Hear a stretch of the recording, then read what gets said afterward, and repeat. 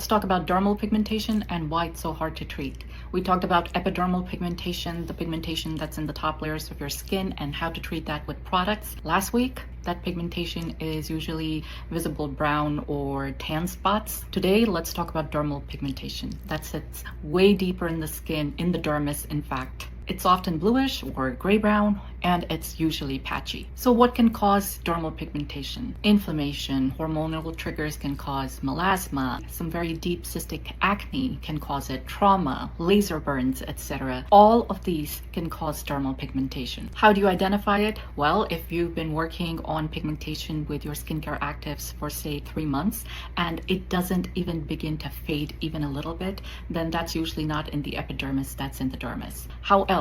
For melasma, you can get these bluish gray or ashy looking patches. And whether or not it's melasma, it can worsen with heat, with inflammation, or with trauma. An example of my own, this pigmentation and this pigmentation here was much lighter before I forgot to use sunscreen and actually re-inflamed this pigmentation, just became darker. This is dermal stuff that skincare actives have barely touched or moved in the last few months. So usually if you go to a dermatologist, they can use a Woods lamp and they can help identify what's epidermal versus dermal pigmentation.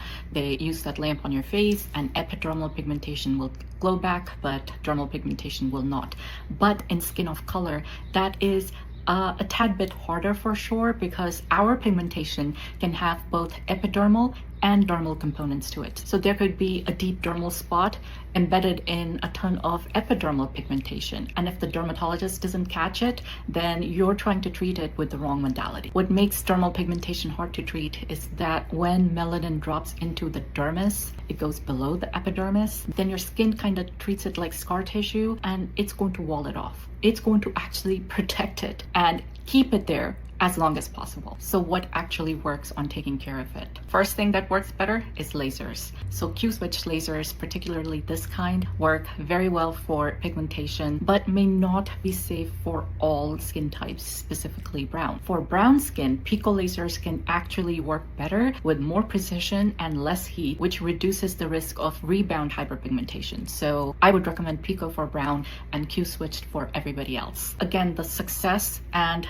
limiting the risk of rebound hyperpigmentation is as much in the hands of the specialist that you're getting treated from as it is in the laser itself. The wrong settings for your skin type can dramatically increase the risk of rebound hyperpigmentation. No laser is going to fix dermal pigmentation in one session. You must understand that you're signing up for the time as well as the cost required for multiple sessions for it to work. Second, it should start getting better over time, but it's still going to require multiple sessions. All right, what else works? Well, microneedling paired with tranexamic acid and or vitamin C. Tranexamic acid is absolutely wonderful as a melanin inhibitor, and delivering it deeper into the layers of skin by microneedling and creating channels so it can penetrate deeper has clinically been shown to improve outcomes of dermal pigmentation, especially with melasma. Now, the time of improvement was over 8 to 12 weeks, so again, don't expect quick results. Also expect that you will need multiple sessions and that it's not going to be a one-time fix-all. For brown skin, microneedling is one of those things which can actually make hyperpigmentation worse if it's not done right. The depth matters, your sensitivity to things matter,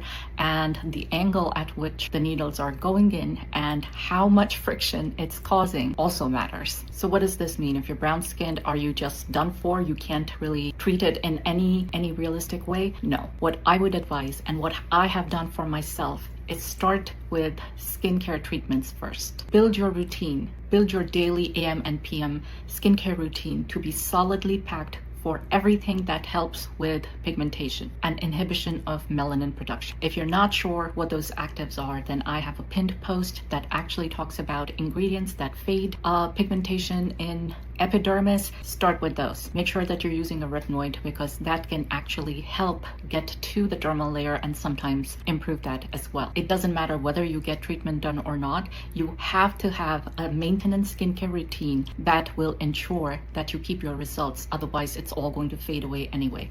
So start with good skincare. Start with inhibiting melanin production. Start with brightening your skin. Have that in your routine and see what kind of progress you made, and then then decide what procedures you're willing to try. I would recommend, no matter what you pick to try, whether it's a laser, whether it's microneedling, that you get it done in a spot that is not too obvious. So behind your ear, maybe this part of your neck, etc. And just patch test it to see, hey, did that work? Did that hurt? Even if you don't have pigmentation there that needs to be removed, you'll get an idea of whether it causes any rebound pigmentation. Now, is this skin the same as, say, this skin? No, because right here is going to be a lot more sensitive. So results may differ, but only you can evaluate what risk you're willing to work with. I'm also going to be talking about oral tranexamic acid, pros and cons. Watch for that in a coming post. And no matter what you do, remember that pigmentation treatment and prevention starts with good SPF, so do not forget your sunscreen. Drop your questions below and I will address them in a future Q&A.